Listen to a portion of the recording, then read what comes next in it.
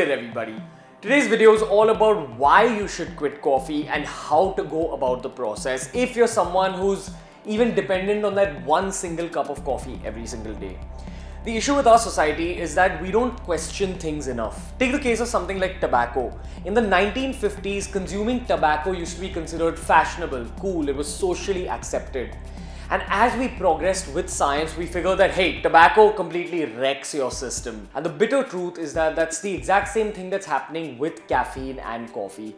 In my previous video, I spoke about the scientific aspect of consuming caffeine and how it affects your body from the inside. But super fast, before we get to how to quit coffee, I want to talk about why I quit coffee in the first place and why you should quit coffee for the same reasons. The first reason are the major hormonal changes coffee creates inside your body. Now, I spoke about the detailed science about this topic in my previous video, so I'm not going to get into that. But what I will talk about today are all the external changes that coffee creates. Firstly, it spikes up your adrenaline levels. Now, that's alright if you're going to go and work out. But if you drink coffee every single day, you're prone to increasing both your adrenaline and your cortisol levels chronically. That means while you're in that habit of drinking coffee, your bloodstream is going to have elevated levels of adrenaline and elevated levels of cortisol. This is an issue in the long term, primarily because both these hormones in excess can do a lot of damage to your body and your mind.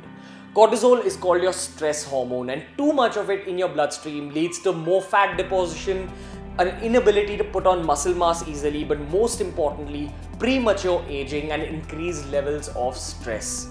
That's why even though you think that, oh yeah, I'm drinking coffee and it's an effective fat burner, it's increasing your cortisol levels, and it's not as simple as caffeine mobilizes your fat, so that's why caffeine is good for you. There's a lot of detailed science behind that thought process. Remember, the consumption of caffeine is linked to developing anxiety and even depression in the long term. But forget all these studies for a minute. I'll link those articles below.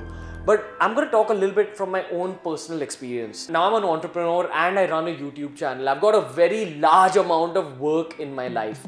And I got into a habit of consuming coffee because I thought it's increasing my efficiency. It's helping me work faster and knock off more tasks from my list. And it did help initially. But over time, what I figured is that I was stressing way more than normal. I was getting anxious about outcomes of things. But most importantly, I wasn't at peace. That's when I started reading about caffeine, because that was the one major change I'd made in my own diet. And some of the articles and studies I found prompted me to quit caffeine. Since I've quit caffeine, I'm a lot calmer, I stress a lot less, and overall I'm a happier person. And according to me, that's way more important than even having a larger work output, and that's coming from a workaholic. Remember, your work output and your efficiency is going to be affected if you're perpetually stressed. So just from a work point of view, don't be reliant on an external substance. Instead, be reliant on a good quality sleep cycle. And that's the second point, your sleep. The biggest factor that's affected by coffee. That's what you need to remember. Now, in my previous video, I spoke about the half-life of coffee. How much time it takes for your body to use up half the amount of caffeine from that one cup of coffee. And that's 6 hours.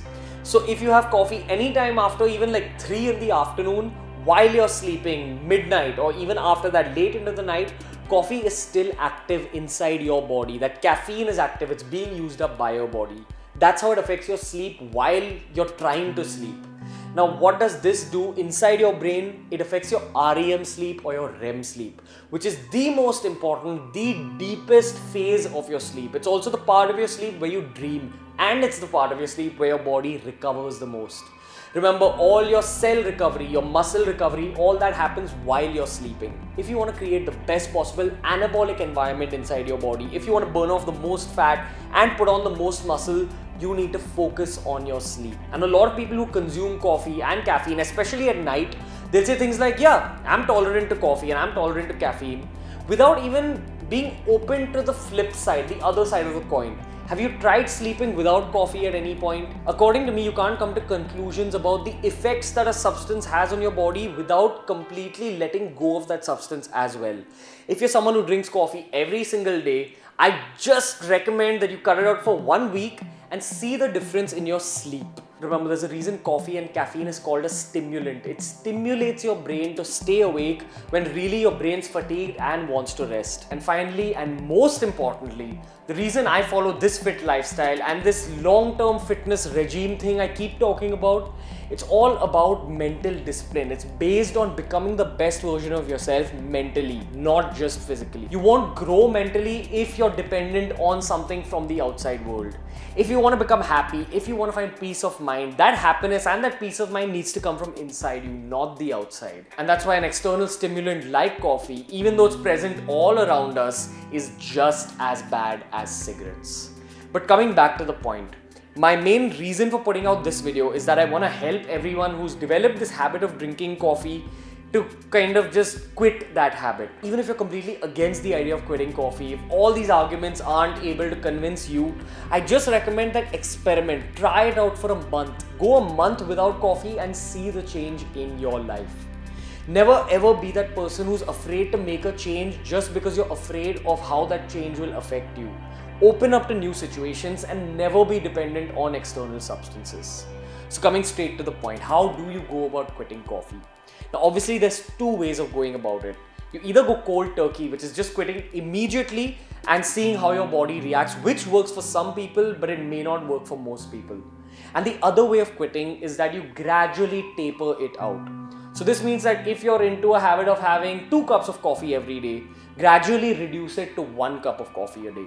So on Monday, if you're having 2 cups, on Tuesday have 1 cup, on Wednesday have 2 cups again, on Thursday have 1 cup, and it goes on. Eventually the next week you want to reduce it to 1 cup a day, and then finally you want to reduce it to 1 cup every alternate day. This way you keep reducing the frequency of coffee and taper it out of your system. The only thing you need to have if you want to be able to quit coffee is that mental desire. Remember, unlike the case with cigarettes where you have some kind of a trigger, which is like a friend who's a bad influence or the break time in your college, with coffee there's not really any trigger. You're just in a habit of consuming coffee at a particular time. So it's about fighting that urge in that particular time period. Remember, when you're craving for something, it's just that your brain is becoming weak in that particular phase. It's these little battles, and if you consistently win battles, if you beat your cravings and go in that forward direction with quitting coffee, that's how you quit coffee in the long term. Try beating those little cravings, try winning those small battles. That's all you need to remember. Of course, the other way of quitting coffee is moving from something like coffee, which is so high on caffeine, to something like tea, which is much low on caffeine. It's got about 1/4 the amount of caffeine that 1 cup of coffee has. If you want to take that even further, instead of black tea or Indian chai, go for green tea that's got an even lesser level of caffeine. That's your other option. But then again, as good as tea is for health and as good as the caffeine content of tea is, you need to remember that tea also is a stimulant and it's also an external substance. At the end of the day, you don't want to be dependent on an external substance. The whole point of this video was that you should be able to develop mental independence. That's what you need to remember. Chase mental independence and that's how you'll find happiness, not in external substances that stimulate your brain for 10 minutes and then for the rest of the day, it completely wrecks your happiness. That's not how it should be. Hey guys, if today's video helped you in any way, make sure you give it a thumbs up. I'd made a detailed video on how to quit any form of addiction. So whether you're into coffee or cigarettes, and if you're looking to quit, I highly recommend you go and watch that video. And if you're new to BeerBiceps, make sure you hit that yellow button, subscribe, and join the BB army. Until next time guys, from Ranveer, see you.